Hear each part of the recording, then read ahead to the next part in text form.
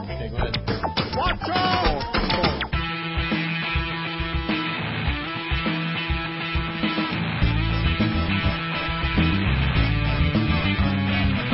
Men everybody making sure that y'all can rock my stuff. You can pull fish like a fast stuff or better than the other.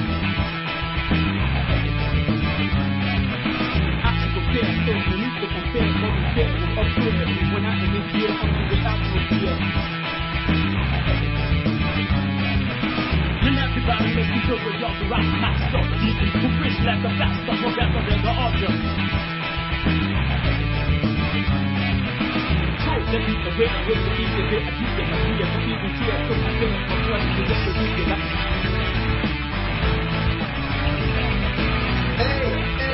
Hey, who's in that dog? Who's in that hey? Who's in that dog? Who's in that hey?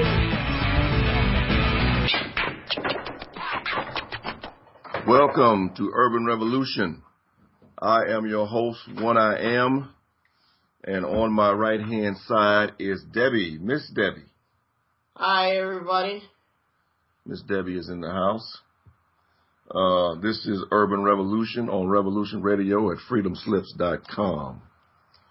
Revolution Radio, you know, is listener-supported radio. As a matter of fact, if you want to do something good in the world, you can sponsor this show tonight by hitting that donate button and looking for Urban Revolution and making a donation. And go directly to sponsoring this show. And that'll be your good thing in the world today that you have done. Because, you know, I'm bringing good information and et cetera. And enlightening people so that we can all get along and, you know, love each other and everything. You feel me? But tonight's show, I wanted to talk about the Black Liberation Movement in America. And, you know, last week I had Miss Wanda Akila Redmond on from the new Marcus Garvey movement. And, you know, things were a little different in the new Marcus Garvey movement than the old Marcus Garvey movement. But, you know, being Black History Month and everything, and since this is the end of it, I figured I'd talk a little bit about the Black Liberation Movement and, you know, its progress in America and et cetera. You know, I get a lot of people, this is not just for Black folks, you know, that, you know, to listen and to hear about the Black Liberation Movement and et cetera. This information really is, a lot of it, you know, is for my white brothers and sisters, you know, that are unaware of the different movements and things that have taken place and, you know, what has become of them, you know, the Black Liberation movements and et cetera. And they're just unaware. You know, I get whites and blacks that come to me and ask me, you know, what's wrong? Why does Detroit look the way it looks, and the rest of the cities and et cetera? You know, the large cities, they're in shambles, and the areas where the blacks are you know, terrible, and they don't seem to be able to govern themselves. And, you know, they got problems and issues. So how come you can't build anything for yourselves? You know, and like the Republicans say, Newt Gingrich and et cetera, why you want welfare checks instead of paychecks? You know, and why are you looking for entitlements? You know, you're disproportionately receiving entitlements and et cetera. And Black folks got some issues. You know, they're lazy and they kind of shiftless and they don't want to work. And they don't have any work ethic. And, you know, what's wrong with the Negroes? You know, they just not fit to lead themselves and et cetera, you know. And whenever white folks leave an area where Negroes are, then the area becomes slums and et cetera, you know. And these are the questions they pitch to me, the statements they make. And, I don't have a whole lot of time, to get into the answers and et cetera. A lot of it, goes a lot farther than a short conversation can do, as far as telling them what's going on. But I just wanted to get into that for blacks, whites, Asians, and everybody. Just get into the black liberation movement a little bit and see exactly what is the problem with black folks. Why can't they pull themselves up by their bootstraps and et cetera and make something of themselves, like everybody else has, right, in the nation and et cetera. So I'm going to cover that a little bit. And really, black liberation started with, the slave making his run in America. You fathead, you be quiet. That's my dog. He's something else. Black liberation started with the slave making his run and, trying to get free. And that was the prize. Freedom was the prize, and that's what we keep our eyes on and et cetera. And that's what we strive toward is, they want it to be free. So, that's what we basically struggled for. That's what we wanted. Now, in 1865 and et cetera, that Abraham Lincoln, hey, can y'all cool it with the conversations? Excuse me. Abraham Lincoln freed the slaves, they say, but basically he gave the slaves freedom in the southern states, the northern states and et cetera. He, didn't really rule over those as far as setting the slaves free and et cetera.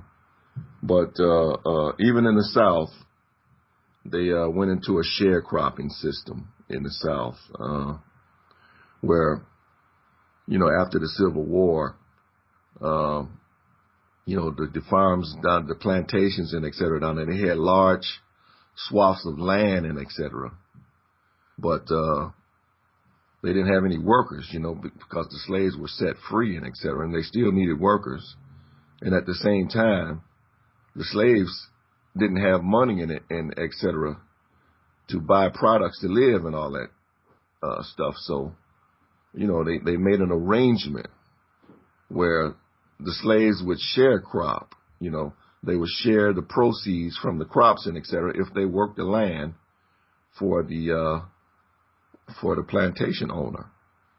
And, deals were made and struck up, and the slaves worked the land. They basically continued to work the same land that they were slaves on, and et cetera. And the deals were generally kind of like one-sided. You might get some land in the deal, but then they would charge you for seeds and animals and stuff to pull the plows and et cetera, and any tools that you got and et cetera. That would be charges for those tools. And usually the plantation had its own money system where they were making their own money and et cetera. And then the store that you would buy those products and et cetera from would be on the plantation, and the prices would be kind of astronomical on the tools and stuff that you were buying with the money that was lent to you to buy the tools to farm your land and et cetera.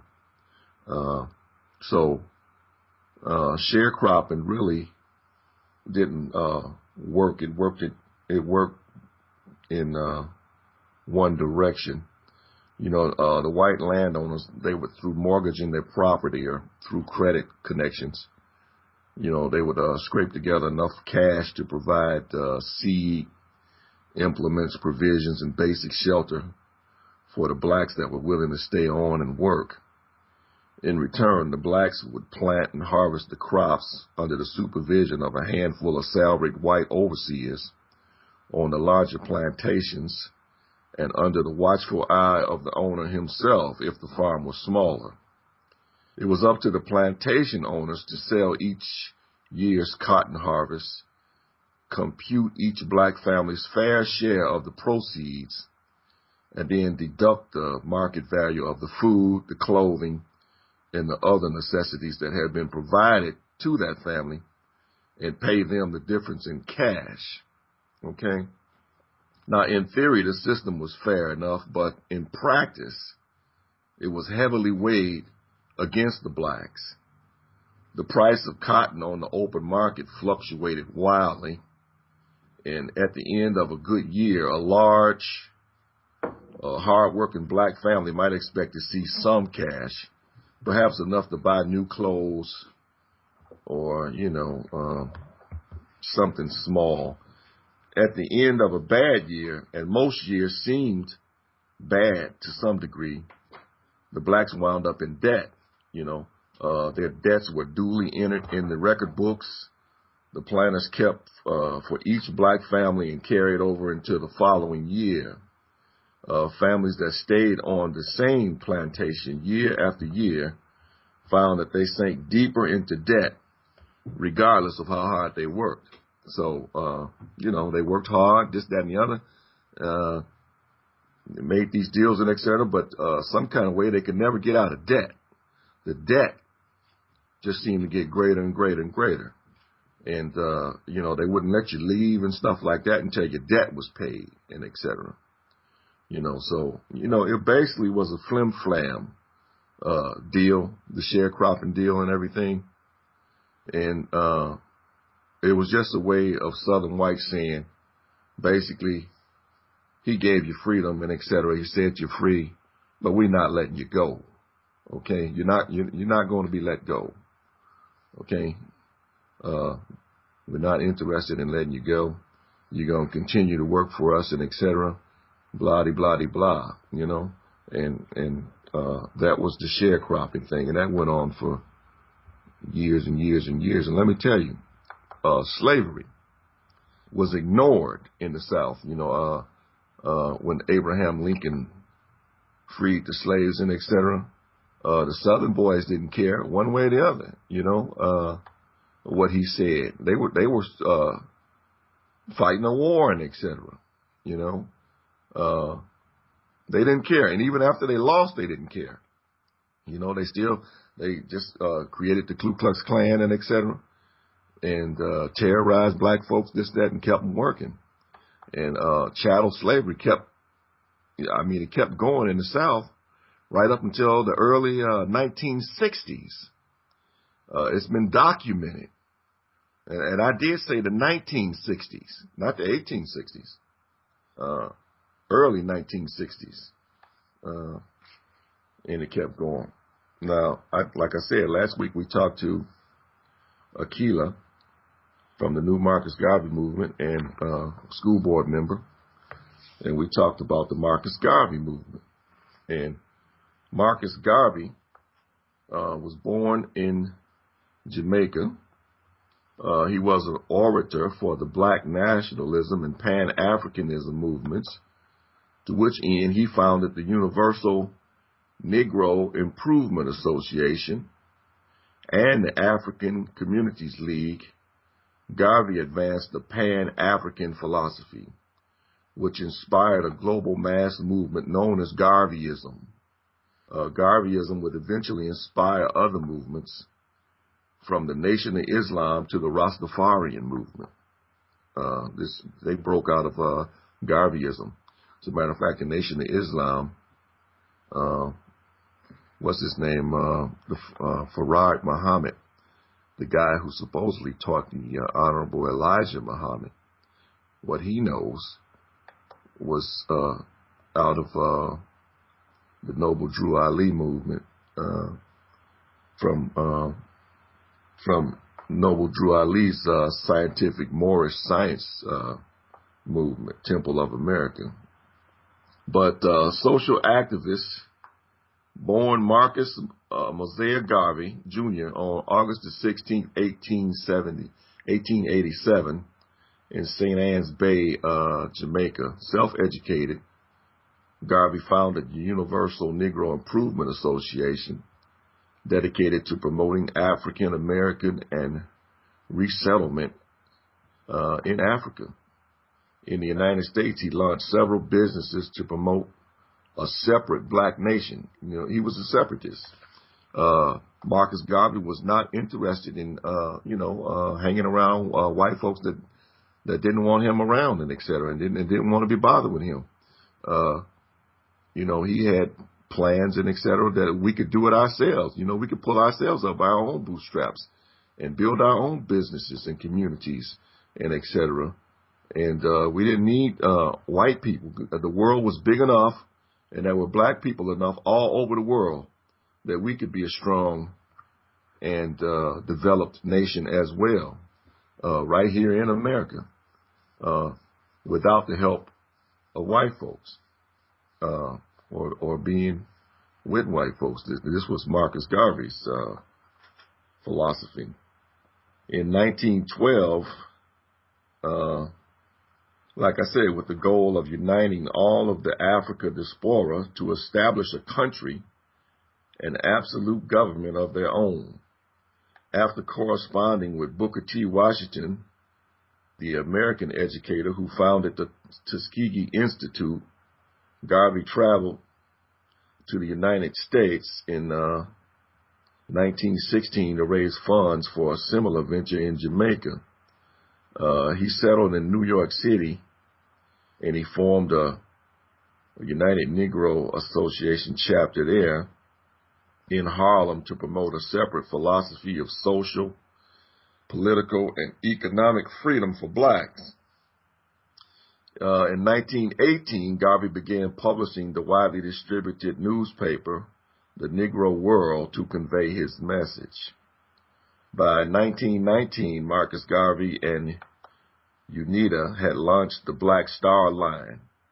This was a shipping company that would establish trade and commerce between Africans in America, the Caribbean, South and Central America, Canada, and Africa.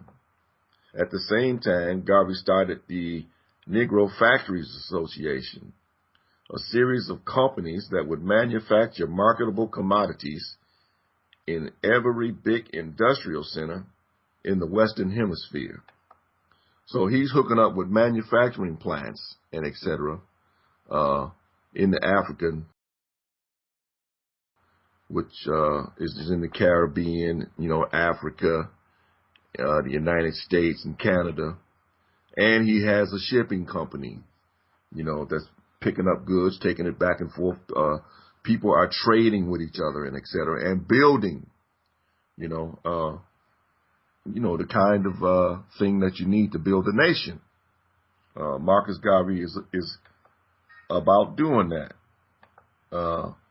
In August 1920, UNIA claimed they had 4 million members and held its first international convention at Madison Square Garden in New York City. Before a crowd of 25,000 from all over the world, Marcus Garvey spoke of having pride in African history and culture. Many found his words inspiring, but not all. Some established black leaders found his separatist philosophy ill-conceived. W.E.B. Du Bois, a prominent black leader and officer of the NAACP, called Garvey the most dangerous enemy of the Negro race in America. Garvey felt Du Bois was an agent of the white elite. What do they call them? Bourgeois. What do they call them? The bourgeois, the black elites that do work for the white elite. The bourgeoisie or something like that. They got a little fraternity going. But Garvey was probably right on point with W.E.B. Du Bois, and they call it the talented 10th, the group, the talented 10th of blacks, that were in this elite group that basically served the white elites and etc. Anyway, Garvey, he was kind of under attack by certain black leaders and etc., this, that, and the other. But he was about his business, and he was about raising, a black nation and etc. Okay? In 1922, Garvey and 3 other UNITA officials were charged with mail fraud and fraud involving the Black Star Line. Okay, they were charged with that. The trial records indicate several improprieties occurred in the prosecution of the case. On June the 23rd, 1923, Garvey was convicted and sentenced to prison for 5 years. He was convicted of some kind of mail fraud and etc., and fraud dealing with his shipping line, and sent to prison for 5 years. And claiming to be a victim of a politically motivated miscarriage of justice, Garvey appealed to his conviction, but he was denied in 1927. He was denied the appeal, and etc. In 1927, he was released from prison, and as soon as he was released from prison, he was deported out of the United States and sent to Jamaica. Okay. Garvey continued his political activism and the work of UNITA in Jamaica. And then he moved to London in 1933, but he did not command the same influence he had earlier. I mean, he had been in prison for 5 years and then deported out of the United States. And perhaps in desperation or maybe in delusion, Garvey collaborated with outspoken segregationists and white supremacists, Senator Theodore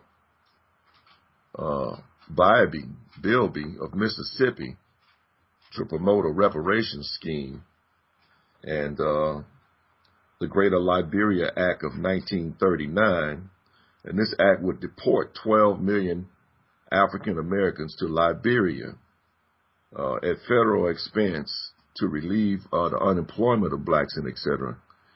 In the nation. And the act failed in Congress, and Garvey lost even more support among the black population. Marcus Garvey died in London in 1940 after having several strokes. But basically, his movement was broken up by federal prosecution and etc. and attacks from the federal government and etc. on his movement and etc. And I'm gonna tell you, when you're starting something like a nation and etc., or if you're starting something like Sears Robot or Walmart or something, a lot of times these places start as general stores. They start small, okay? General store where they got pretty much everything somebody would need, and there's only one of them at the time. But over time, they grow until you have more stores and etc. You're branching out, you're adding stores and etc. They incorporate and etc. and they get bigger and bigger until you do have something. And it's the same process with a nation. That if you're trying to build a nation, if you're trying to go for freedom and etc., then you start small and big, and try to grow big over time. The United States of America started out as colonies, okay, like one colony at one point, they were British and etc., this, that, and the other at the time, and then there were more colonies, and then there was war, et cetera, this, that, and the other, and then the United States of America broke out of that, okay, and started expanding westward. Over time, the United States of America became what it is today, and in its growth. And when you have movements like the Marcus Garvey movement and et cetera, and people see those movements doing what they're doing and getting bigger and becoming something where it could be a nation, and they attack that movement and et cetera, squash it. We're not ready to let them go yet. We're not going to let them go. We're going to squash that movement. Okay? And that's the kind of thing that happens. We can move right from the Marcus Garvey movement to Noble Drew Ali. Noble Drew Ali was the founder of the Moorish Science Temple of America. He was born Timothy Drew in North Carolina. Allegedly, at the age of 16, he joined a circus and became a stage magician, befriending a band of Roma with whom he traveled the world. Supposedly, during these travels, he met the high priest of an Egyptian cult of magic, okay? They trained him in mysticism and bestowed upon him a lost version of the life of Jesus. This text came to be known as the Holy Quran of the Moorish Science Temple of America. Sometimes the title is shorthanded as the Circle 7 Quran, because of the design on its cover, namely a red numeral 7 surrounded by a blue circle broken into 4 segments. Okay, but he established the Moorish Science Temple and et cetera in America, and he was trying to build a separatist type nation of blacks and et cetera, and looking for sovereignty. As a matter of fact,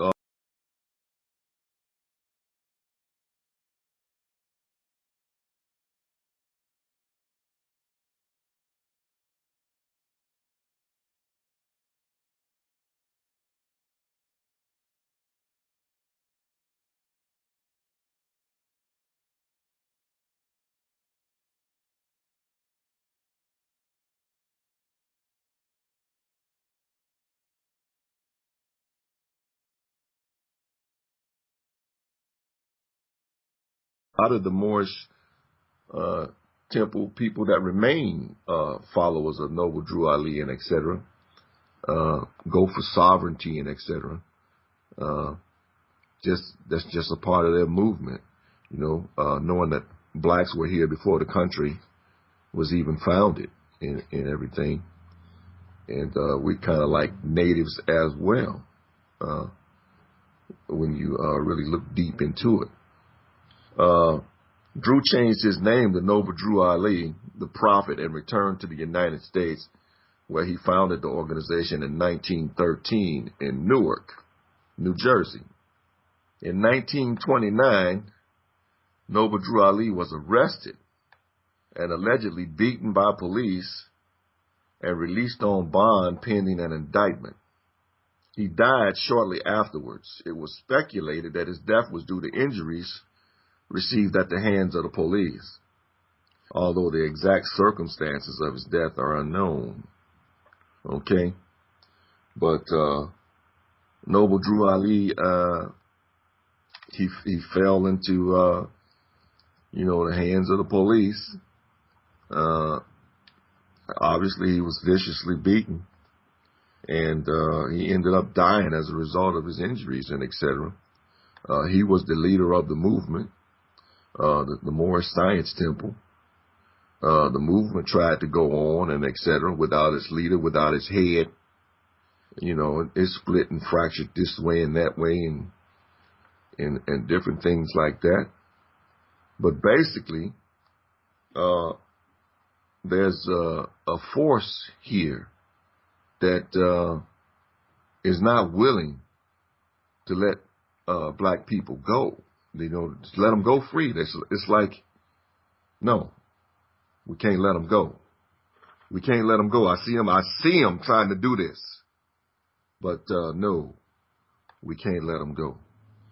You are listening to Urban Revolution on Revolution Radio at freedomslips.com. I am One Iam, and on my right hand is Debbie. Debbie, any comments you'd like to make at this time? No, you seem to be on a roll with all your fact findings that you're going to present today. So it doesn't look like there's a conversation. It looks like there's more fact finding that you're providing. Well, I'm just trying to say that it's not like we haven't tried black liberation, and it's not like we're not we haven't tried to build something and make something of ourselves, okay? And to go ahead and break away and do our own thing, okay? We've tried that several times. Always met with extreme opposition, and the movement is always busted up, okay? Well, that's not what Weisenberg says. He says the quickest way to find out who's keeping you down is to look into a mirror. Look, I don't read the garbage. I looked into the mirror. I can't find nobody holding me down. You always read the garbage in the chat room. I'm just saying. I'm not boasting on it. I'm just saying. I know what you're saying. I know how other people feel. You read the garbage in the chat room, and then you go ahead and say that stuff. This, that, and the other. It's just funny that they say that when, unfortunately, facts speak for facts. That's what the facts speak for themselves. It's not about the man in the mirror, because it's about the man who holds the end of that credit record. And if your social security number is even or odd. Yeah, it's about a whole lot of things that's going on. I'm just trying to tell. Look, I'm not talking to people like that.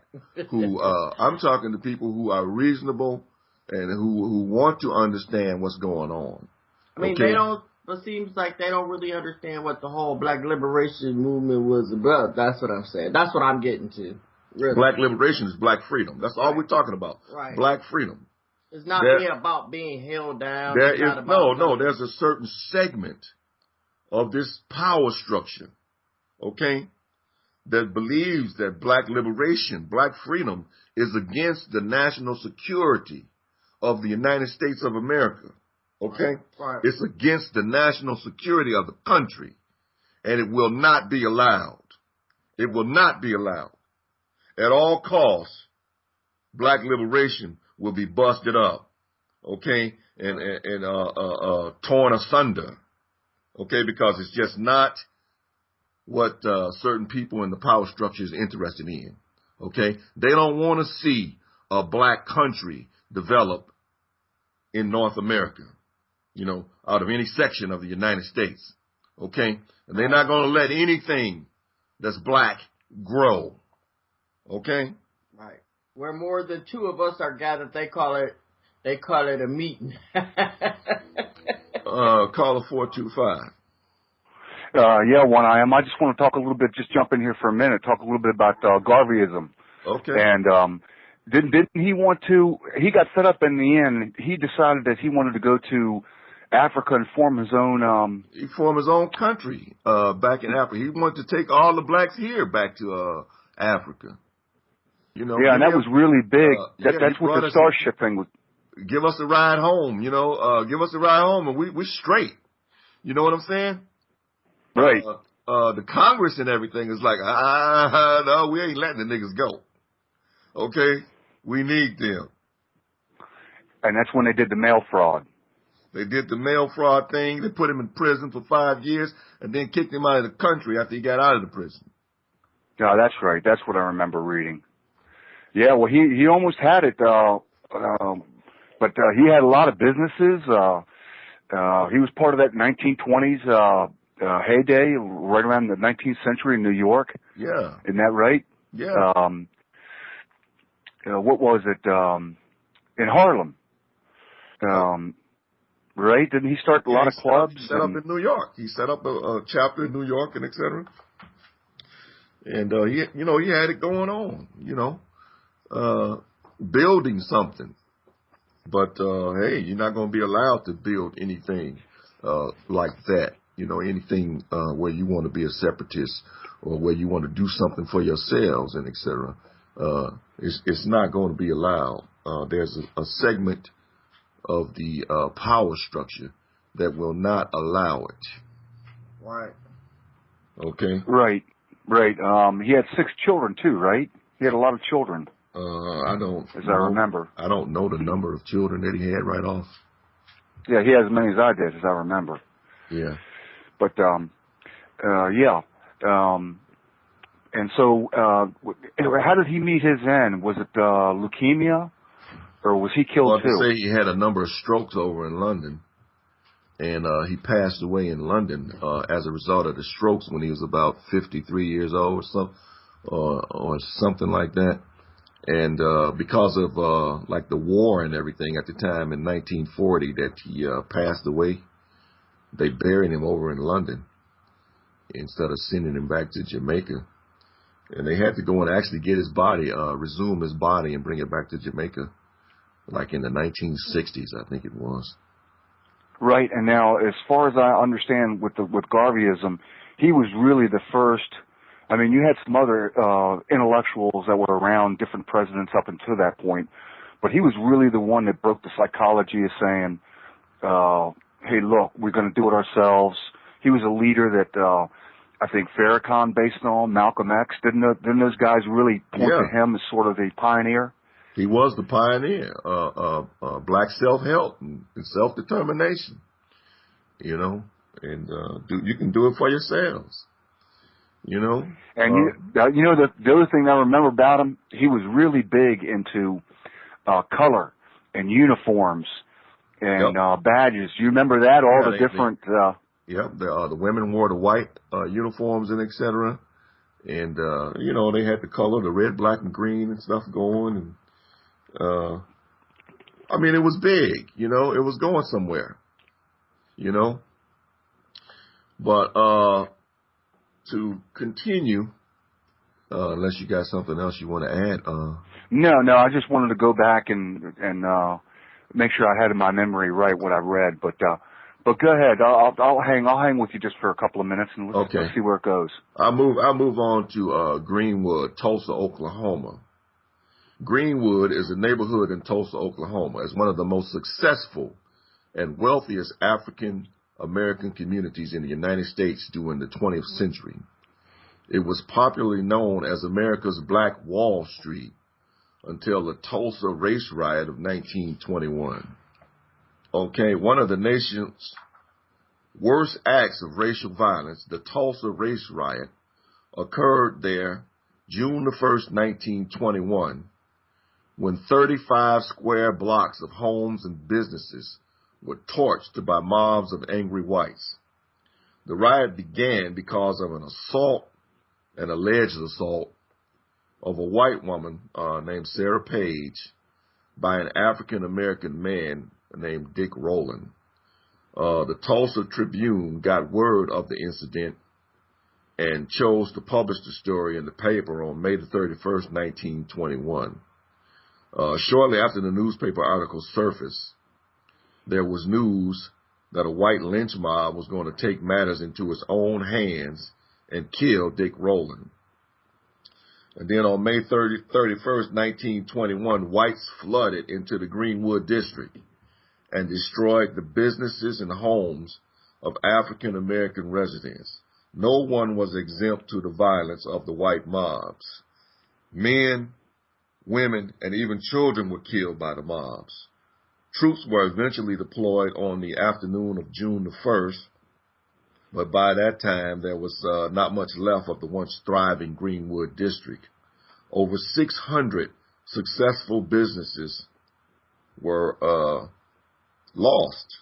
Among these were 21 churches, 21 restaurants, 30 grocery stores, 2 movie theaters, plus a hospital, a bank, a post office, libraries, schools, law offices, a half dozen private airplanes. I mean, blacks was owning airplanes and everything back then, man, back in the day, in Tulsa, in the 1920s, and et cetera. The airplanes and even a bus system, you know, all of this stuff was burned and looted. It was a time when the entire state of Oklahoma had only 2 airports Yet 6 blacks owned their own planes. It was suspected by many blacks that the entire thing was planned because many white men, women, and children stood on the borders of the city and watched as blacks were shot, burned, and lynched. In addition, some of the black-owned airplanes were stolen by the white mob. You know, they were taken, the airplanes were taken, and then they used the airplanes to drop Molotov cocktails and et cetera from the air onto the 35 square block of homes, and basically they were bombing the area as well. Although the official death toll claimed that 26 blacks and 13 whites died during the fighting, most estimates are considerably higher.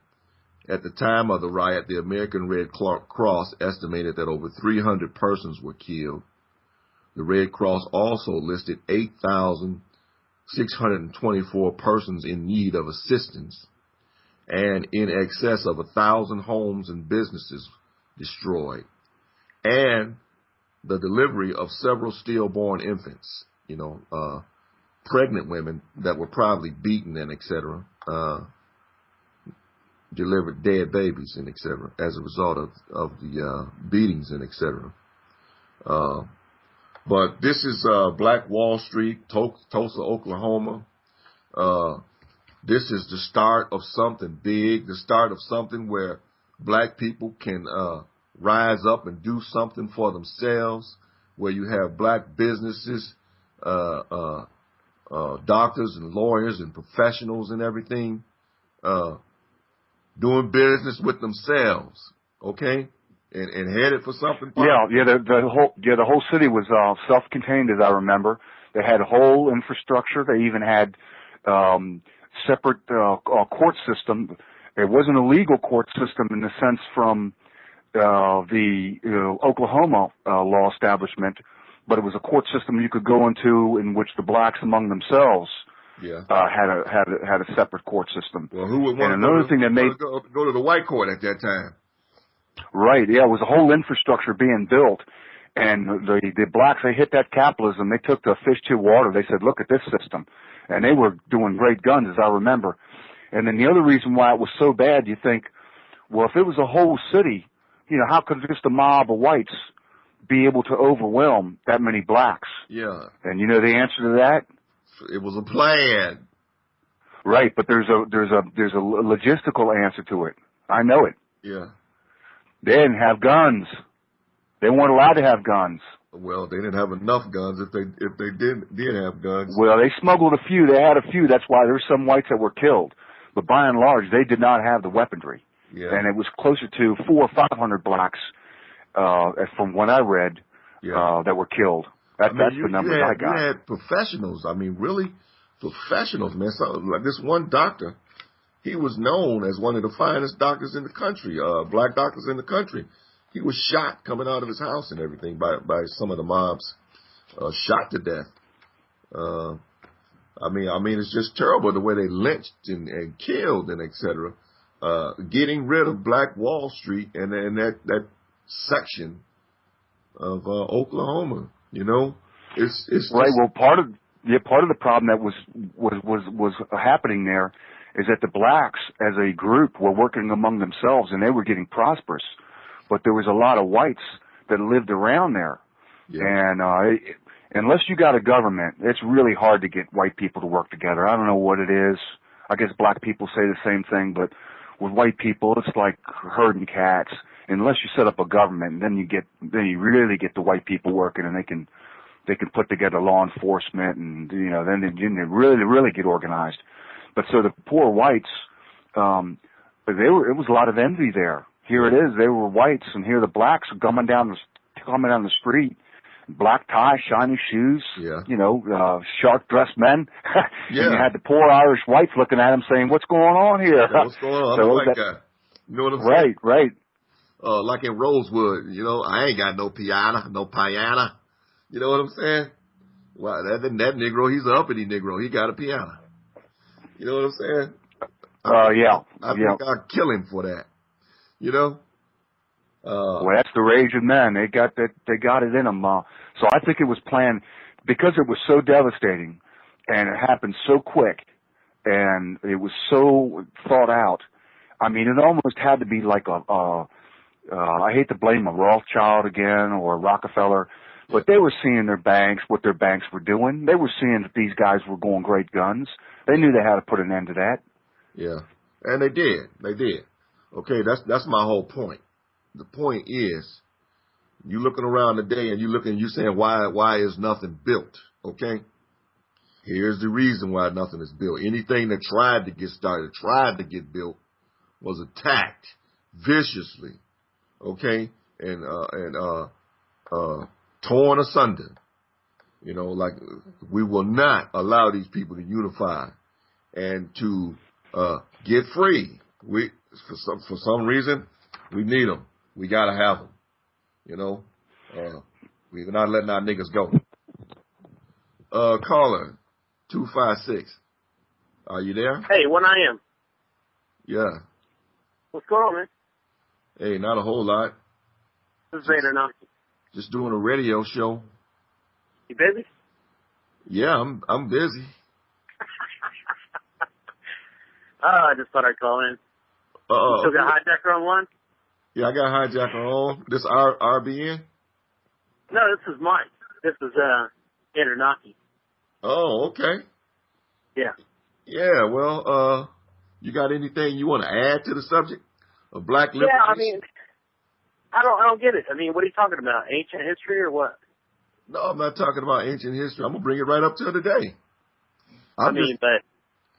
You're not subjugated to any kind of racist crap right now. I mean, you got your own radio show, right? I mean, seriously. Yeah, I got my own radio show. Yeah, I'm a star. Yeah, we can build a black nation off of this radio show, no doubt. No, I mean, seriously, you're talking about people. No, like, seriously, are you serious? Are you serious? Yeah, I'm serious. You ain't got no problems. I mean, like our grandparents. Let me continue to read and to talk to the audience about and just listen in, you know, and then call back and see if we got any problems. How's that? Whatever. If you don't want to confront it, I mean, that's cool. Just go ahead and put your own range like your wife said. You know, I can't deal with any ignorance and stuff like that. Well, One Iam, just got to confront him with the history. I mean, what's he not getting? I'm saying let me continue to read and et cetera and keep giving you the history. And then I just told you about Black Wall Street. I just told you about the Marcus Garvey movement and what happened to it. I just told you about Noble Drew Ali and his movement. And let me tell you about my ancestors. They didn't show up here until 1910. They had nothing to do with the Civil War. Nothing. Yeah, but they were from Ireland. But okay, and what did they do? What have they done? Nothing to you. What have you done to me? Nothing. I'm just saying, have they built some big great nation or anything, or are they super wealthy? Are they doing something big time? What are you saying? Well, I mean, what's the problem with being wealthy? Does that mean there's no problem with being wealthy? I'm just saying, is that what you're saying? That they pulled themselves up by their bootstraps and now what? They're hey, Anunnaki. I mean, you gotta take a look at the fact. I'm Irish too. Now, between the Irish and the blacks, we built the railroads. The blacks built the economic base in the South. And the Chinese. Actually, you're right. They're actually the Chinese. The blacks, and the Irish built the railroads. Exactly right. And to give a point to the whites, Roosevelt, I think right after that attack, he gave 40 acres and a mule, was it? There was a program in which the blacks got to give 40 acres and a mule to the blacks and etc. But it was voted down in Congress. You know, like 40 acres is a lot of land. If you got 1 million blacks, let's say you had 1 million blacks and you want to give them 40 acres, you talk about 40 million acres of land. Okay? That's enough to do a country. Yeah, but my point is you could drive an American-made car to a Chinese restaurant, you know, listening to African-American music in this country I mean, it's great. I don't have a problem with anybody. Why do you have a problem with everybody? I don't have a problem with everybody. It's not. I mean, you could go live in an isolated country somewhere with the same culture, but here we're diverse. Who cares? That's why we're here. Well, no, what he's dealing with, Anunnaki, what he's dealing with history. I mean, people want to say, you know, blacks, why do they live in slums? Why they got busted up families? Why they're full of prisons? Why haven't they built? Why they uneducated? Right. I mean, there's reasons for this. Why can't they govern themselves and et cetera? What's the problem with blacks? Okay, I'm explaining to you what's the problem with blacks here. I'm explaining to you what has happened. But you can't universally say there's a problem with blacks because you don't fit into that profile. You have got it going on. Maybe some folks don't, but I mean, you always want to you can't stereotype any race completely. I mean, you can't say all Asians are great at math. Trust me, they're not. You are really on the low end of thinking, Anunnaki. Okay, you're not even understanding what's going on here and what I'm. Okay. So what you have to do, like I said, let me continue to read. Try to listen. Nation building. We're building a nation. Try to listen. Try to listen to what I'm saying. Okay, I'm gonna move like to the Nation of Islam. Okay, and this is a religious movement that mingles the elements of Islam and black nationalism. It was founded in 1931 by Wallace D. Fard, who established its first mosque in Detroit, Michigan. Farad retired into obscurity, and his assistant, Elijah Muhammad, who founded a second temple in Chicago, took over in 1934. He asserted the moral and cultural superiority of Africans over whites and urged African Americans to renounce Christianity as a tool of the oppressor. His teachings also included the traditional Islamic tenets of monotheism, submission to God, and strong family life. The Nation of Islam grew quickly after World War II, and in the early 1960s, it achieved national prominence through the work of Malcolm X. Leadership disputes led Malcolm to form a separate organization, and finally to his assassination in 1965. In the 1970s, Elijah Muhammad was succeeded by his son, Wallace D. Muhammad, who renamed the organization the American Muslim Mission. In 1985, he dissolved the mission, urging its members to become Orthodox Muslims. A splinter group headed by Louis Farrakhan retains the movement's original name and principles. In the early 21st century, there were approximately about 10,000 members of the Nation of Islam that were still operating, etc. Minister Louis Farrakhan still kind of runs the Nation of Islam, but basically the Nation of Islam has become Islamic Church, so to speak. Okay, you know, where you have a minister, and it's not really a big movement toward liberation and etc. Although they still do a lot of preaching of self-help and self-determinism and etc. But the Nation of Islam came under attack during the counterintelligence program of J. Edgar Hoover and etc. And was always on watch lists and etc. and was always targeted for destruction by forces in the government and etc. And that nation had broke out of the Noble Drew Ali movement, the Nation of Islam. But again, you know, when black folks get together and they get their own ideology and they try to go and build their own nation and etc. and be separate and build something for themselves, there are forces and etc. And I'm not saying it's you. You know, I'm not saying it's like white people did this. No, it's not you per se. You know, it may be you. I don't know. Everybody's listening. But don't take it personal if it's not you. I'm just saying that there are forces in the power structure out here that believe that it's against the interests of the United States for blacks to build anything, okay? And they would rather see us sit up in cities and etc., concrete reservations, and be available for their use whenever they need us, and etc. Okay? But we will not be allowed to build anything by these forces and etc. Okay? We move now to the Black Panther Party.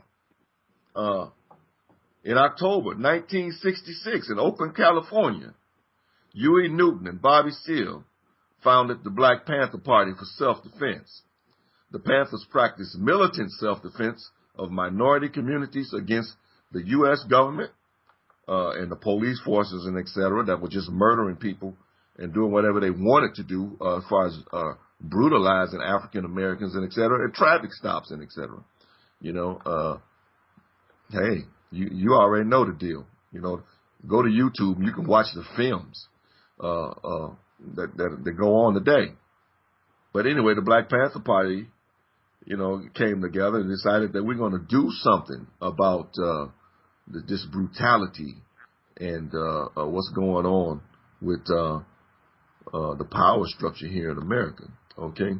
And they fought to establish revolutionary socialism through mass organizing and community-based programs. The party was one of the first organizations in U.S. history to militantly struggle for ethnic minorities and working class emancipation, okay?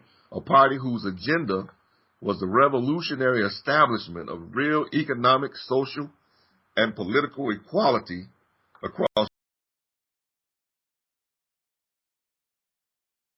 gender and color lines. They weren't all like, even though they named the Black Panther Party, it wasn't a racist type thing, but certainly it was about self-defense. Well, wait a minute, One Iam. It wasn't self-defense. There's assassinations of cops. There's bombings. I mean, the Black Panthers. I mean, they were pretty. There were cops. They're pretty. What's that? Killed, but there was not assassinations of cops. Oh yes, it was. Cops killed in shootouts and etc. Well, no, they were targeted. There was assassination of cops. In fact, it made the cops so mad that when they finally cornered a core group of the Black Panthers in, I think it was Chicago, they just killed them all. They didn't even let any of them out the house. You remember that deal? No, I don't remember that deal. I don't remember history being that way. What I do remember, as far as the Black Panthers, is J. Edgar Hoover and the COINTEL program called into play to break up spreading unity of revolutionary groups that had begun solidifying through the work and example of the Panthers, the Peace and Freedom Party, the Brown Berets, the Students for a Democratic Society, the SNCC, the Student Nonviolent Coordinating Committee, the Southern Christian Leadership Conference, the Poor People's March, Cesar Chavez, and the others in the Farm Labor Movement, AIM, the American Indian Movement, Young Puerto Rican Brothers, Young Lords, and many others were targeted, to destroy the party. The FBI began with a program of surgical assassinations, against the Black Panthers, killing leading members of the party who they knew cannot be otherwise subverted. Following these mass killings would be a series of arrests, followed by a program of psychological warfare designed to split both the party politically and morally through the use of espionage, provocateurs, and chemical warfare against the party, the Black Panther Party, and et cetera. And the Black Panther Party was a political party. They ran candidates for government and everything. The guns and et cetera that they carried were legal in the state of California and different things in the different places where they carried the guns. They were doing nothing illegal. You know, they were watching police stops and et cetera, and making sure that people just didn't get brutalized on a stop and et cetera. And they came under government attack, under fire. Several other movements that I read, you know, like I said, the AIM, the American Indian Movement, the same thing. Southern Christian. Well, this would be the criticism I have of each of the black leadership and all these different movements. Yeah. You know, that they were short-sighted. You're living in a white power structure. You're living in a white nation. I mean, you should be able to figure out, look, you can't, I mean, why they would go down the road of Islam. I mean, they're already black. They're already different enough. And now they're going to introduce a foreign religion. I mean, it was just sort of. Did y'all hear that? He said they're already black. They're already different enough. Why are they going to try to do something on their own and go Islam? Well, what I'm saying is you're dealing with the white power structure. Yeah, but look, is this not what is this white power structure telling us?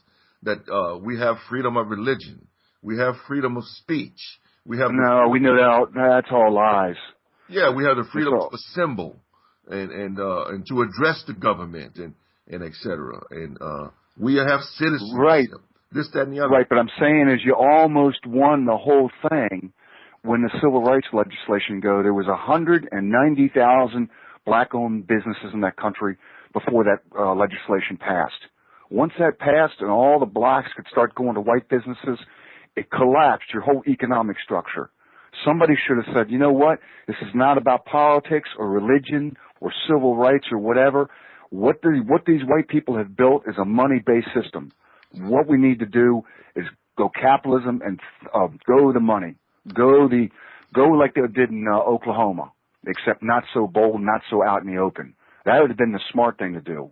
I mean, that's what Clarence Thomas Sowell, any of the big black intellectuals now, if you see Clarence Thomas how they got big black intellectual. Well, what's that? No, go ahead, man. Well, who'd you say? Clarence Thomas. He sold us out. Actually, he's actually incredibly smart. Have you seen his writings? Anita Hill put down some of his writings in a trial she had. You know, some of his stuff about pubic hairs on the Coke can and different things like that. Well, Clarence Thomas said it was a high-tech lynching, but I mean, he worked within the white system to gravitate to the top.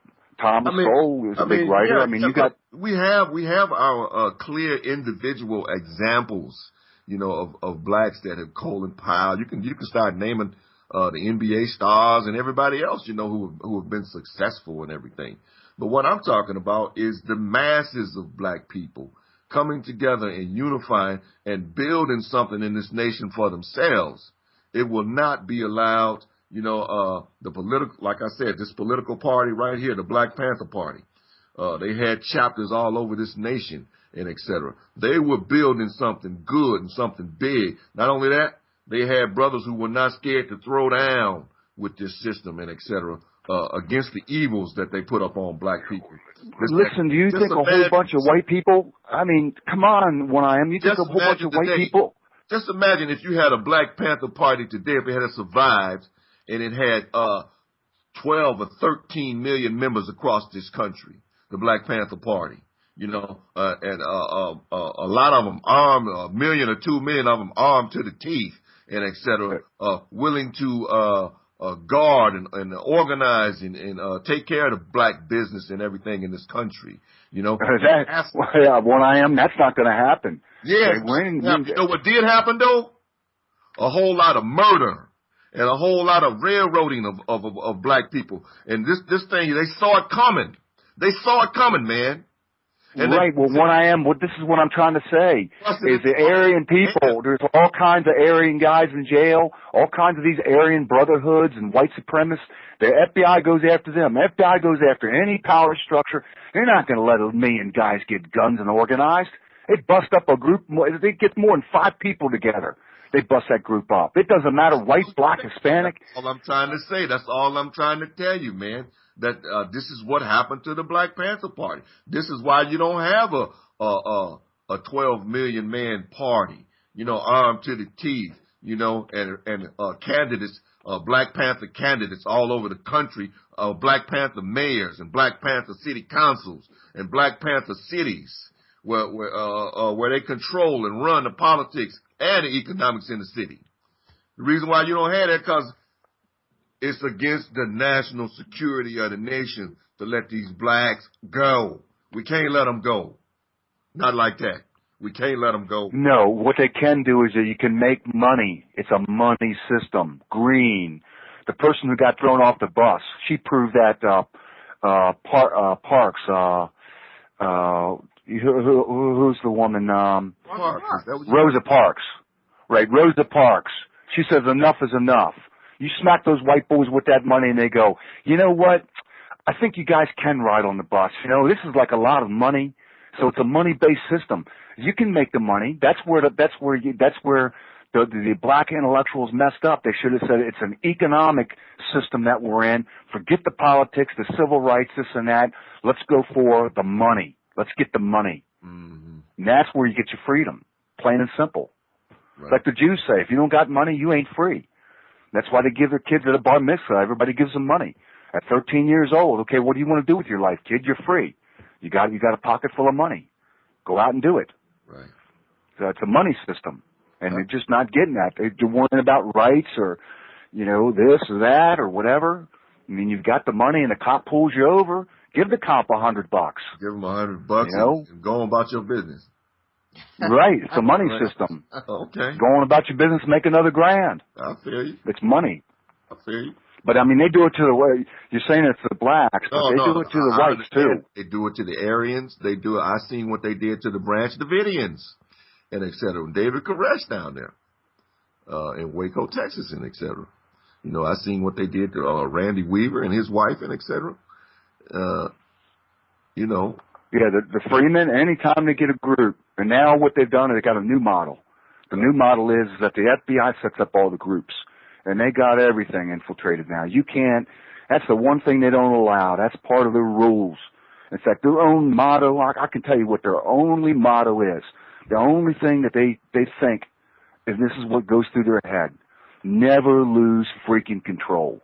Yeah. And whatever happens, whatever they got to do, whoever they got to kill, they are not going to lose control. That's the nature of mongoose. It's in the interest of the nation, national security, and et cetera, not to let you build anything of a big nature like blacks coming together and building anything and trying to separate anything. You're not going to be able to build anything and break off from this country and have your own country and all that kind of stuff like that. You're going to be targeted. There's no such thing as anything being illegal that they can do to you. Okay? They are above the law, and basically they're going to take you out, okay, when you try to build anything. So I'm just saying, don't look in here on these cities and say, what's the problem? Why haven't they done anything? Why haven't they built anything? It's not like we haven't tried. Okay?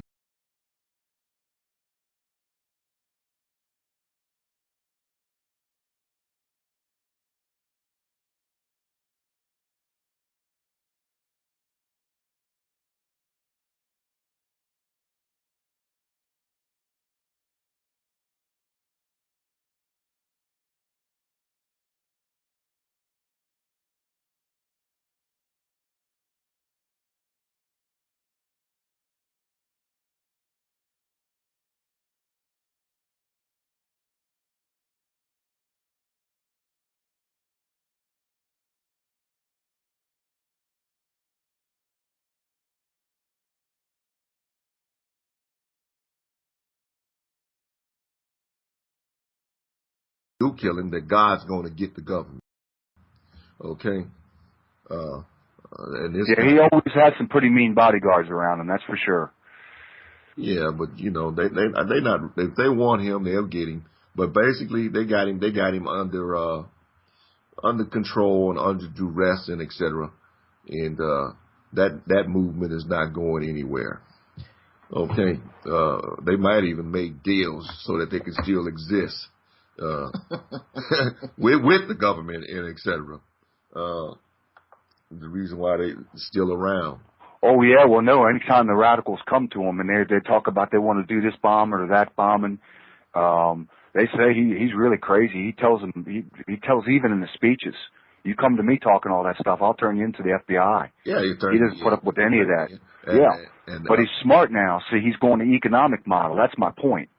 It's about the money. It's a green system. It's about the cash. Yeah, well, you know. Go ahead. All right. You're listening to Urban Revolution on Revolution Radio at freedomslips.com. I am One Iam, and on my right hand is Debbie, known as Miss Debbie. Miss Debbie, how are you? I'm fantastic. She's doing fantastic, and on the phone is Hijacker. Revolution Radio is listener-supported radio. I'd appreciate if you would hit that donate button, please.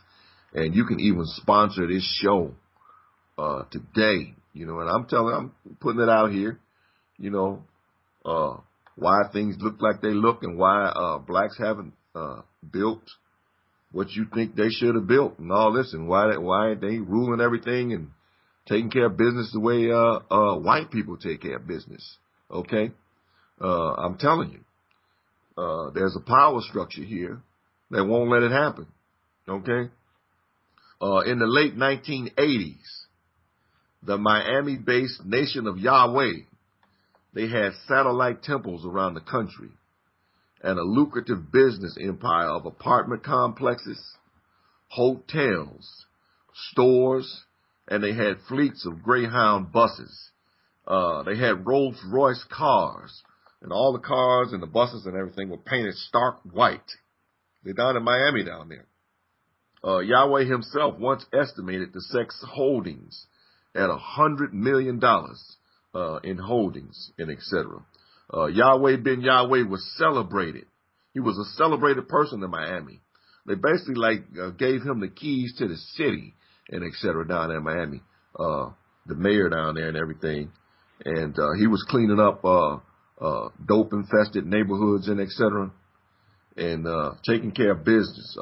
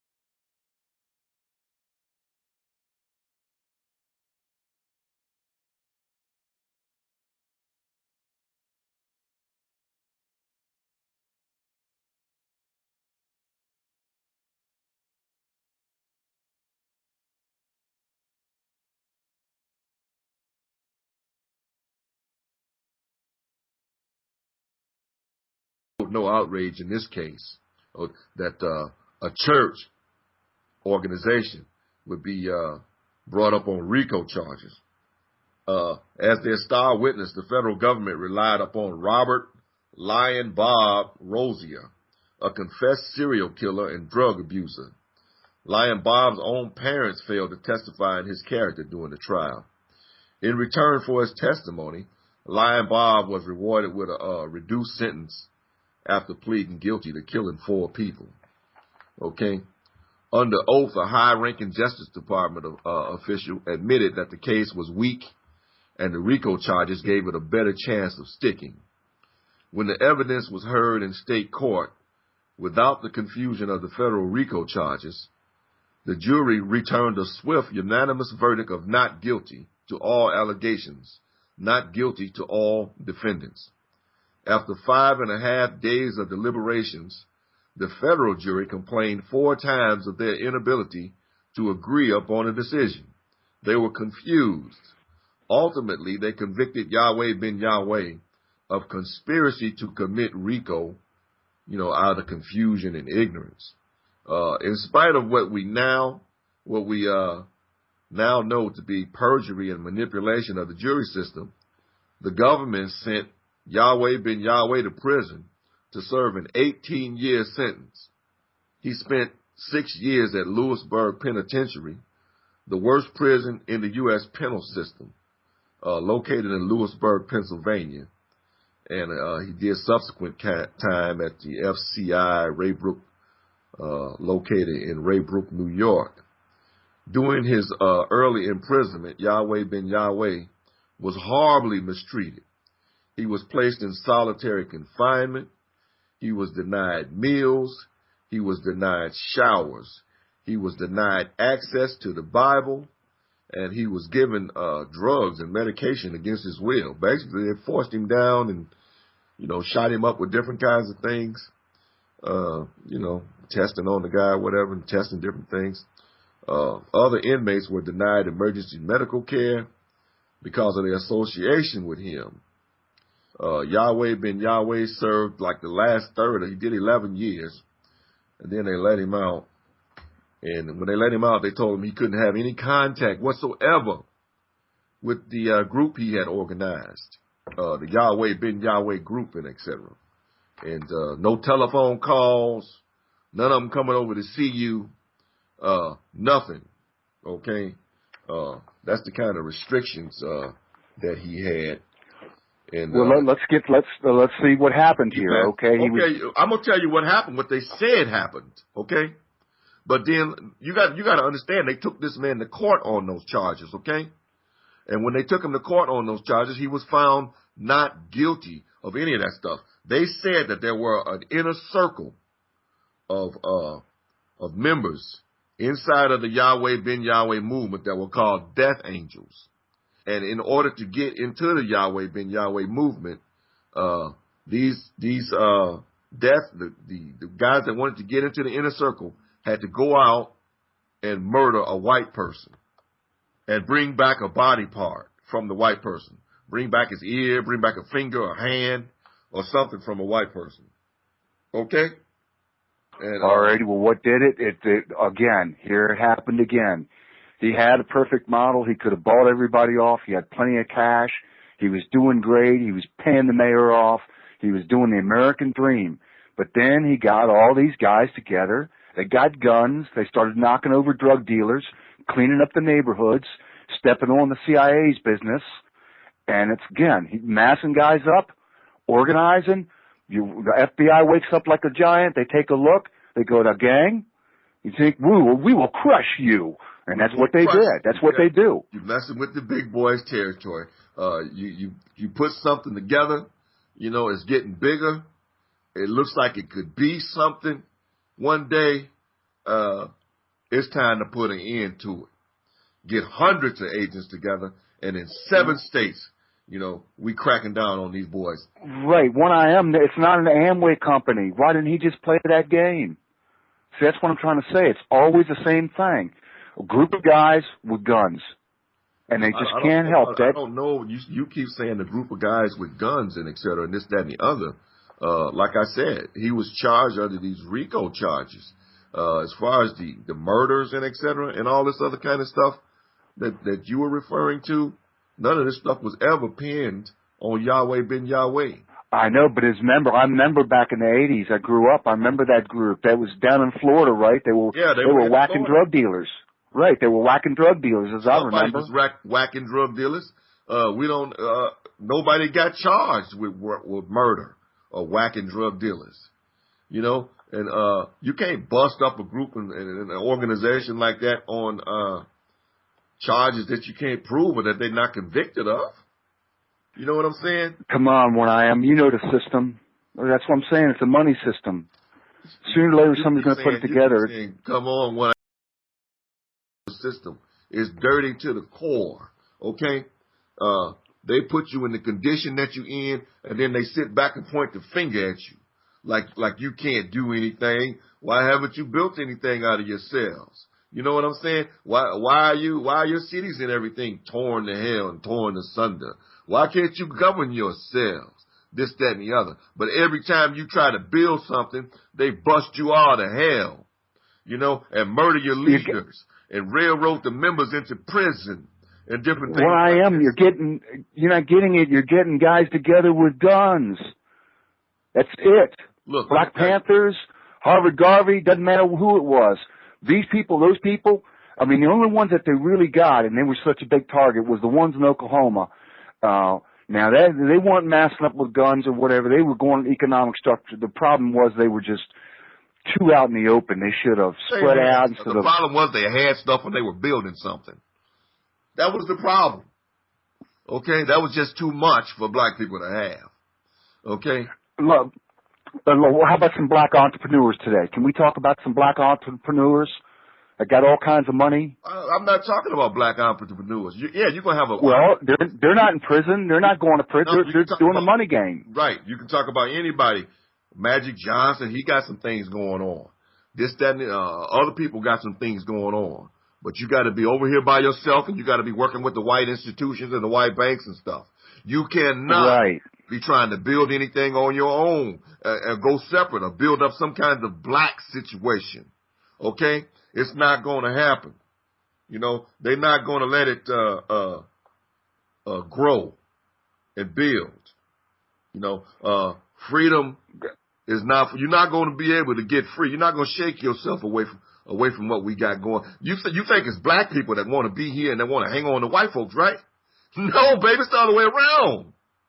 White folks won't let us go. You understand? This. Well, Lincoln tried. He had Liberia. He tried. Yeah, he had Liberia. You know, this, that, and the other. Like I said, they voted down the 40 acres and a mule. They voted down giving the blacks a ride back home to the African continent in Congress and etc. We're still here and everything. We're here in the big cities and you know, we were the brunt. We took the brunt of the mortgage crisis and everything. All the wealth and stuff taken out of our homes and etc. You know, the unemployment rate is horrible and horrendous. You know, in the cities and etc.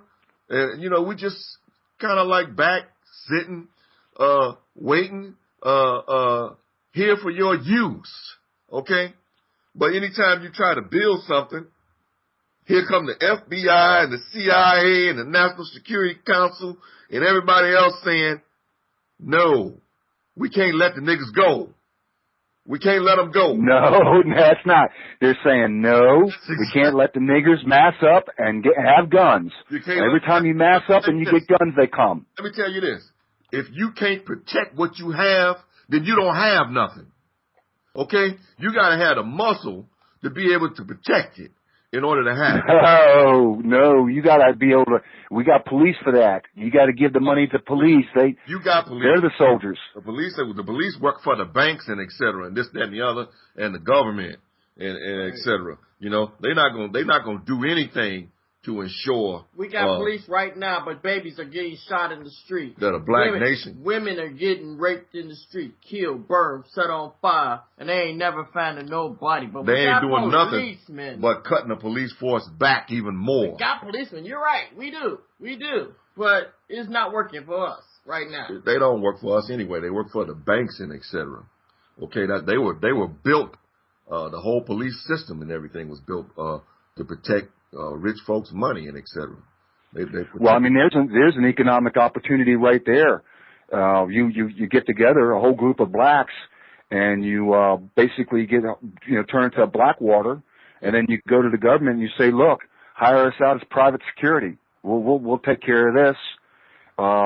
In return, we'll work out deals. Hire ourselves out as private security where we pay the taxes. We getting taxed up the gazoo, man. Up the gazoo for police officers. For services, we don't get it. Which we're not getting. We're not getting the services. We're getting taxed up the gazoo. They're fining us with all kind of different things. I mean, to me, let me just say this. It's not, right now, I'm not speaking from a black or a white issue. I'm speaking from a people issue. I mean, but unfortunately, it is a little bit on there. But, you know, when you go down to your court systems, your places, you know, you just sit there, man, you don't see a whole bunch of white folks getting ushered in and out. Seriously, go down there and check in your local city and see who you see getting ushered in and out. Let me tell you. Oh man, I know what you mean, but I've been ushered in and out a whole lot of times. I'm telling you, all right. One of the minority. You're not one of the majority. Okay, let's go. Yeah, I know. Let's go. I mean, just go sit down there and see who you see getting ushered in and out. Who's getting the brunt of having to pay the high taxes? The governors is coming into these states that have high black, you know, residencies, and guess what they're saying? Oh, we're gonna tax them another 40%. You understand what I'm saying? We're already footing the bill for the millionaires, for the other people, and whether they're black, white, green, and polka dots, the lower class is still footing that bill for those people. You know, it's just like, I don't know. It was like back in the 60s when black people really wouldn't vote for black people. Yeah. You understand what I'm saying? I hear what Hijacker's saying. I'm not even talking about like getting together and building a security agency and working for boss and everything. I'm talking about building a nation. I'm talking about building something for black people in this nation and et cetera. You know, that black people can be proud of. And we've done all you can do at One Iam is go business. That's it. That's what the black entrepreneurs did. That's the only thing. It's the money. That's the only place you can go. Get a nation out of that. You can't get a nation. You got to unify, and you got to come together as a group and build. Okay. No, then what happens is you mass up so much power that then you can go education. Then you can set up the black colleges, which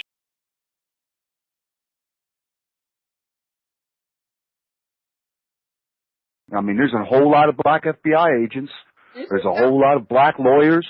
Doing, and then they put a black man in there who turned against Martin Luther King. Martin Luther King. Wasn't he going to do that? Was declared by J. Edgar Hoover to be the most dangerous man in the United States of America. He was enemy number one domestically. Okay, he was targeted for surveillance and different kinds of attacks. But he was playing ball with them until the Vietnam. Then he was talking about taking all the blacks and telling the blacks, you hadn't got to go to Vietnam. He crossed into the political realm. And again, messing with black guys who were going to be under arms. Enough of that. That was it. Okay. Boom. He was dead after that. You ain't doing nothing but making my point, man. I'm trying to tell you, man. I'm trying to tell you, man. You know what I'm saying? That anytime you try to put anything together or do anything that these people don't want you to do or don't want you to get free, they're coming after you, man. They're going to bust up your program, okay? And put you in prison. They're going to murder you. They're going to assassinate you. They're going to run all kind of psychological warfare. They're going to drop poison in your drink. They're going to do anything to shut you down. We can't let them go. We can't let our niggas go. We got to keep our niggas. Okay? Dr. Malachi York in New York, prior to his tenure as a leader, York was a musician and a member of the Black Panther Party. In 1970, he embraced his own version of Islam, and he organized the following called the Ansaru Allah community. Okay? This group transformed its ideology and changed its name numerous times from Ansar, Anar, pure Sufi. Then they went to the Nubian Islamic Hebrews, and most people know them as Nuwabians. Okay, they called themselves Nuwabians. And they were in New York for a while. Then tensions developed between them and larger Muslim sects and everything. And they eventually took their group out of New York City and they moved to the South. Okay? York and his followers established a community in the South on a 440-acre farm in Putnam County in Georgia, and they called it Tamaray, the community that he set up. They now called themselves the Yamasee Native American Moors of the Creek Nation. And they patterned the whole community after ancient Egypt. You know, the complex, it contained like grand gates. They had pyramids built and constructed and everything. They had obelisks, you know. Okay, keep going. What happened?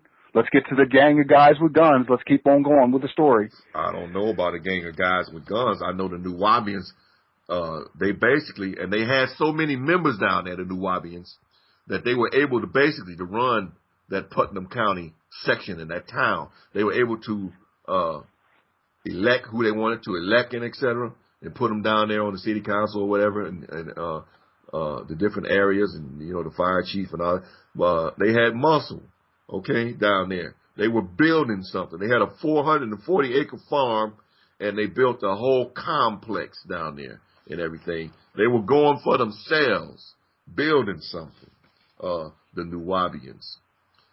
York himself, he claimed to be an extraterrestrial master teacher from the planet Rizq in the galaxy of Ilium.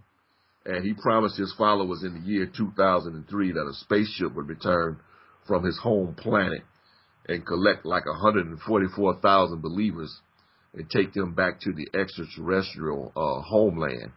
Well, let's get to the politics and the gang guys with guns. Okay. Let's see what the end of the story. You can catch York on YouTube, and if you punch in Malachi York's name into your search engine and et cetera, and look at the images and et cetera, you will see Malachi York in full Masonic regalia. I mean, probably 32nd degree Masonic regalia, apron. Everything, sword, you name it, everything. Right. Well, okay. What went wrong? Let's get to the end of the story. What happened? In 2002, Malachi York was charged with over 100 counts of child molestation, and he was sentenced in 2004 to 135 years in prison. The Tamaray complex that he built, the federal authorities took it, and they razed the whole place. They brought tractors in and pushed it all down. Okay? Malachi York's scheduled release date is December the 15th, 2119. That's his scheduled release date, 2119. Okay? And his Nuwabian group is all busted up over the country, spread out this way and that. But that was the end of his thing. That's sort of like the shrine of the Black Madonna, where he used to believe in trying to get blacks to build their own stuff, and they kind of came in, busted up, and now that church is kind of laid back and defunct and everything else because he was trying to encourage Detroiters to take control, and back in the 69 to build up their own stuff, and he wanted blacks to be given control of South Carolina, Georgia, Alabama, Mississippi, Louisiana. Exactly. And be paid $400 billion by the federal government in reparations for slavery. Right. Okay, this is what happened. You all. Tell me what you got about Malachi York and his Nuwabian movement down there. Okay, this is what happened. I can see what happened. He went down there in Lily White, Georgia, surrounded by all these racists. He got all these black folk there. He got them organized. He was building a power structure. And then he thought he could cut in on the white power structure gang and take political power and get his guys in, get his sheriff in, get his guys armed up. That's what he thought he could do in the middle of Lily White, Georgia. I mean, what the hell do you think was going to happen? If he just had that I'm speaking of now was trying to found this in Detroit. You're talking about Cleage. You're talking about the shrine of the Black Madonna. Right. We're talking about the Nuwabians. But I'm just saying, this just shows you, just as said, then what happened? The FBI and other federal agents. The FBI and other federal agents going to target the leaders of the RN and arrested some of them. So every time we try to build up something, they come in and the FBI is no friend to blacks that want to be free. No friend. No, it's any group. You don't understand. The FBI is a monster. The best way to wake it up is you get a group, you arm them, you try to cut in on their political power. You don't pay the money, and you're going to wake that monster up, and the monster comes. And it crushes and eats it. It just takes snakes and monsters and eats them, puts it in the federal belly, which is federal prison, and that's what that being does. That's all it knows. Yeah. It's like a Terminator. It's a killer. The sad thing about them is they're actually out here feeding more negativity to these neighborhoods than anybody else. I'm sorry, because I just can't. People are like, well, black people, they selling drugs, da da da da. We're not bringing drugs into this country. We're not. We don't have that type of thing. It's the federal government. They're putting it in there. They're bringing the AIDS in. They're bringing all these things in so that we can't unify to kill us and keep us down all the time. So the smartest thing to do is go in an economic model like some of these black entrepreneurs and make the money and just wait your time out until you guys got, like the Jews, you got enough power, you got enough money, and then you can work your political deal, and then you arrange it in the political realm. Really? So how long is that supposed to take? 125 more years? I don't know. I don't. Yeah, I don't even know. The British beat the Irish up. The British beat the Irish up for hundreds of years. I mean, they tried to use genocide against us. Yeah.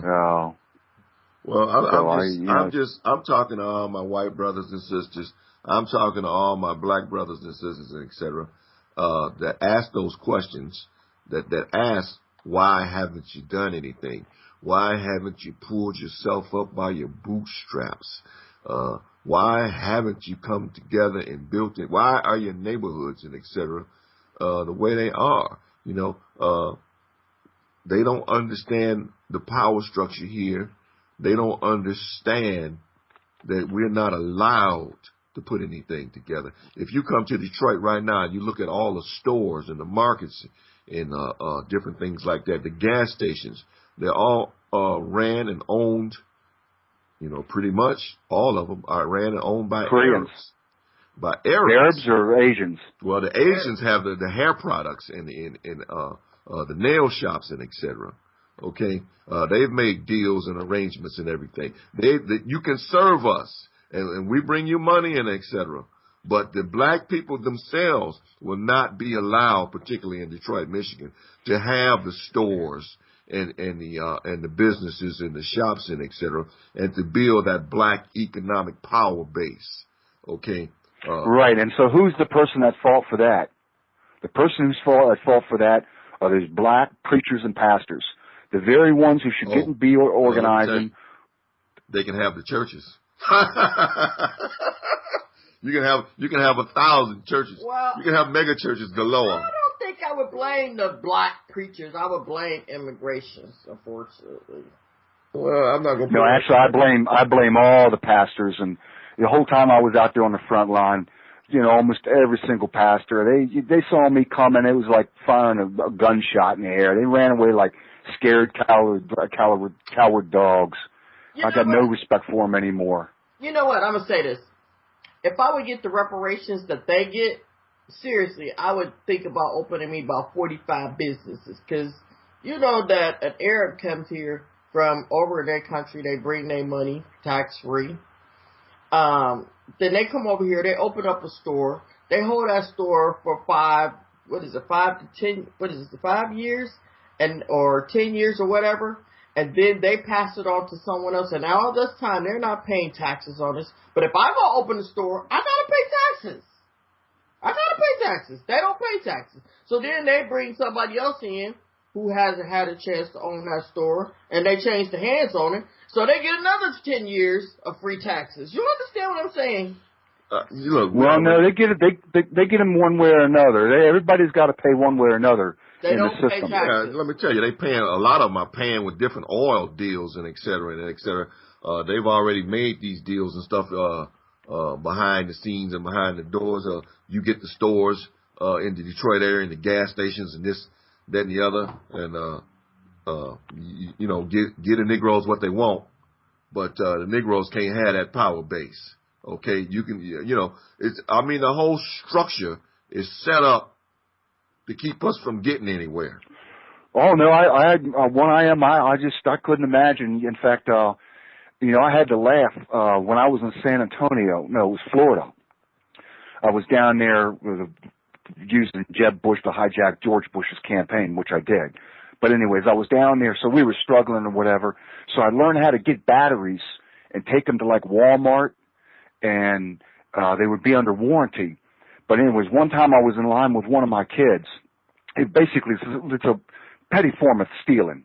You get a battery, and then you know that battery where it belongs, and you take it, and it's under warranty, and they would give your money back. So anyways, we're waiting in line. This was really bad. My kid, he couldn't help but to laugh, and he goes, wow, blacks really are brutalized. About 3 or 4 guys ahead of us in the service line to get these receipts. He was a black fella in a suit and tie, and something was wrong with the battery he had just bought. And he brought it back, and he didn't have the receipt. And now we're a couple people back with also a battery, one that we found somewhere. So anyways, we're getting ready to commit a crime by turning it in and getting the money back. It's prorated. I can't go into the whole complicated thing, but so he runs into these couple of white women, and he gets the battery, he got a receipt, and he says, no, I don't got the receipt. I got this a week or so ago. I don't know if it's one of the cells or whatever. And she goes, we can't turn it in. We can't accept it without the receipt. And he says, well, what do you mean? I got this battery here. You can see it's your battery. And they said no. And anyways, this black guy, he got enamored. He goes, what do you think? You think I just like take a battery and, I'll back or something and bring it here to try to change it in for money? I mean, here's this guy's in a suit and tie. He's probably a lawyer. And these white women were holding firm, and he's getting upset. Anyways, me and my kids were laughing because the exact situation that he's describing of what we're trying to do with battery, me and my kids were doing that. Anyways, I forgot what happened. I don't even think they gave him his money back. He stormed off, man. Did you? But then when we got there, and we turned the battery on, I don't know I had that receipt. It's been a couple of months. I just the prorate, how you get like a 2-year warranty or whatever. Yeah. So anyways, they gave us the cash back or whatever, but just completely night and day. Here you had a black guy, well dressed, new battery, something went wrong. Nope. A couple of white guys show up, actually my kids were smaller. One of them, there was only one of them with me, and we go through, and it was my kids walking out the door, and I says, wow, that's the first time we actually saw racism right at work, to where a white person, exact same situation. It was a worse battery. I mean, it sat in the rain or something. I forgot. It wasn't that good. I mean, I had to go through a lot of batteries. Really? Right. What's that? That's not a good story. Well, it's just an example. It's just a true story. Oh no, when you're surviving, when you're out there surviving, I got 5 children. I got gangs jumping me. I had a scav. I mean, I used to have the Secret Service from Florida follow me. And sometimes I'd go out and do my scab route to pick stuff up to sell it. Yeah. And I could just see, man, that the Florida investigator, he'd get behind me and realize that I was scavenging, and he'd just shake his head so mad. Man, I gotta follow this guy around on his scavenger route. I mean, just like, this is going to be my day. But no, survival. It comes down to survival. Little things. What you're saying. But what I'm saying is this: we know we got those racial hurdles, to jump. The girls did their job in one case. In another case, a lot of times it's up to the people behind the counter, what they want to do. Right. And they didn't feel comfortable doing it for the black guy, but they might have felt comfortable doing it for you. So, Right. What people don't understand is institutionalized racism. Yeah. I mean, that's a real. But they have it. You know what? It's just really up to the people, because it's like going to Neiman Marcus, and you go in there today and your hair ain't combed, and you ain't got no makeup on, and you're not looking like nothing, right? And won't nobody wait on you. And the next day you go back in there, you got on your best dress, your mink coat, and your good diamonds, and everybody want to jump out and wait on you. Yeah. I've had that happen to me. Like, what? Today you don't want to wait on me? Well, okay. And then the next day I'll go back dressed in my mink coat. Well, that's because you look my like, good stuff. At that time, you looked like you could actually afford to buy something. Right. You know what I'm saying? saying? And then the next day, the same people want to jump out. Can I help you? Can I help you? And I'm looking at them like, well, I was just here yesterday. You didn't want to wait on me, but today you want to wait on me, huh? My whole thing on the black liberation thing is this: that when you're talking about building a nation, or you're talking about doing something for yourself, and blacks unifying and coming together, okay, you have this power structure that does not want that to happen. and they come at you hard. You know, they murder is one of their tools. Okay, imprisonment, torture, all kinds of things will be done in order to squash your. Oh, you don't get right. One Iam, you don't got to tell me. They sabotage cars, trucks. They get in your house. They turn landlords on you. You get jobs. They can knock your jobs out. Yeah. Put you in mental institution, force drug injections. Now, when you wake the beast up and those gangs come at you, Yeah. you know, they really can put it They to you. tried to get Martin I got some Luther King to commit suicide. Oh, they try to. Yeah, they'll try to steal your faith, faith in God, because they taped him having sexual liaisons with other women and sent it to his wife and different things like that. In the mail, you know, tapes in the mail of him doing different things in hotels while he was on the road and etc. And and they can turn your wife. They understand that if a wife has to choose between her husband and her children, a wife is naturally going to seek to protect her children, even if she's got to trade her husband out. No, they're practicing all that stuff. Well, I mean, I know, I've been through it. Gangs come out of the woodwork. I know all this real well. Yeah, exactly. But, I just want the listeners to know, and especially my white listeners that think that blacks are worthless pieces of doodle who don't want to do anything for themselves and et cetera, and won't build anything out of their communities and et cetera, that when we come together to build and when we put it together, like this guy had a 440 acre farm, building complexes and everything, trying to put it together.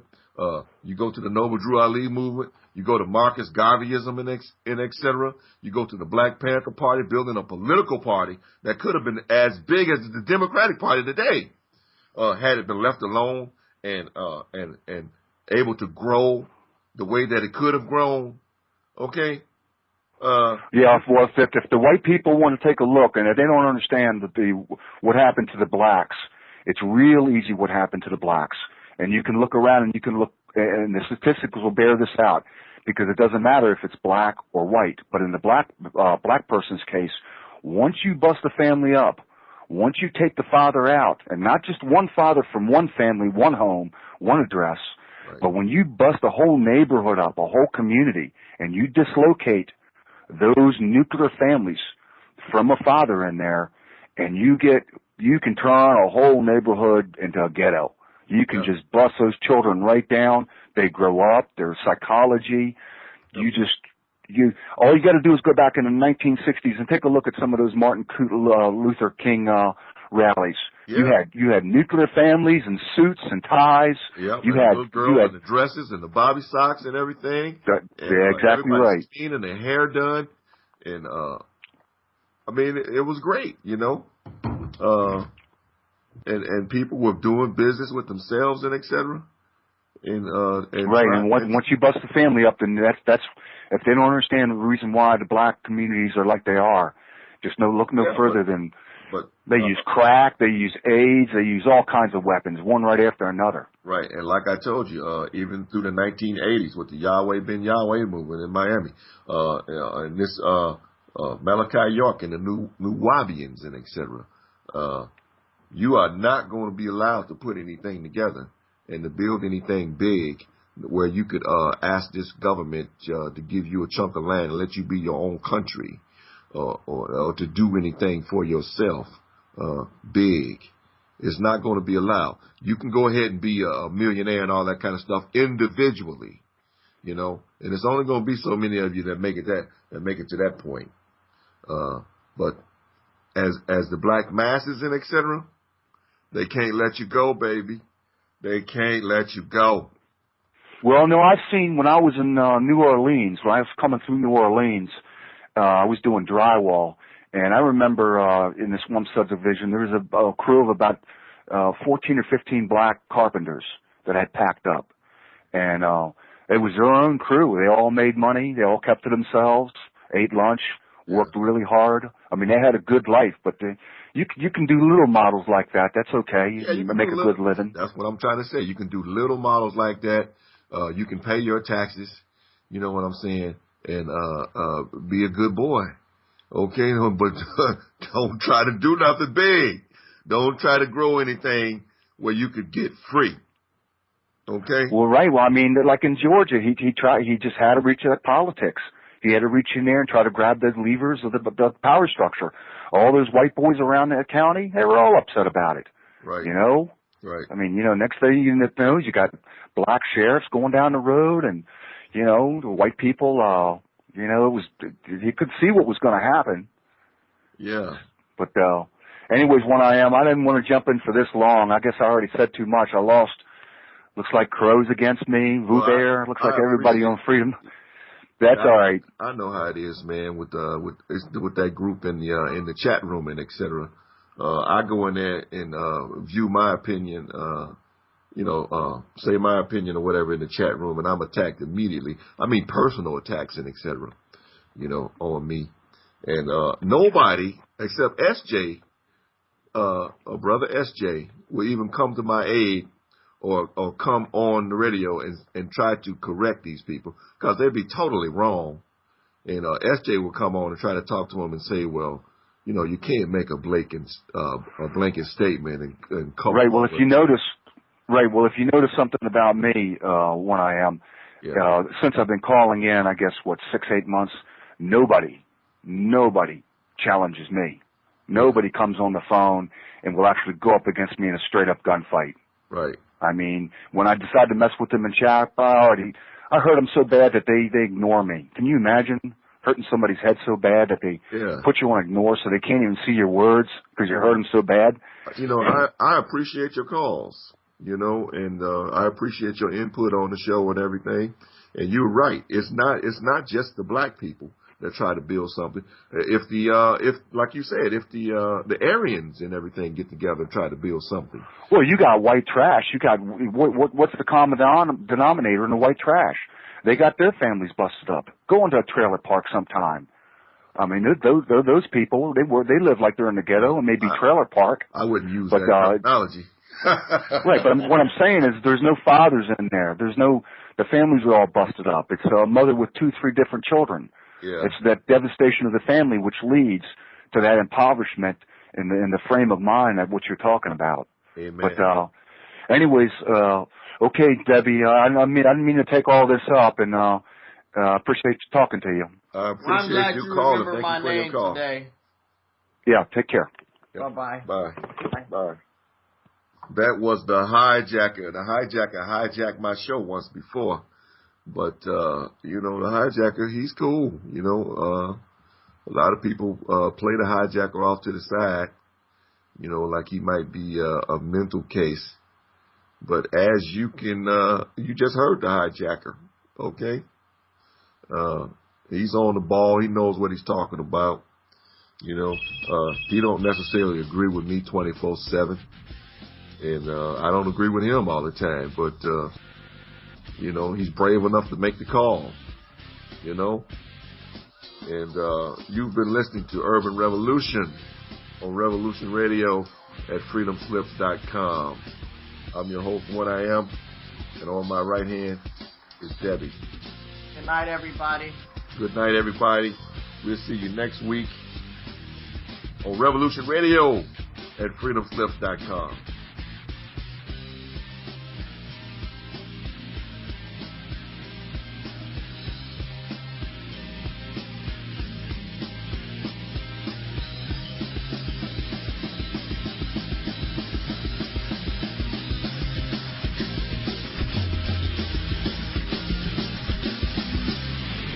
Listening to Revolution Radio.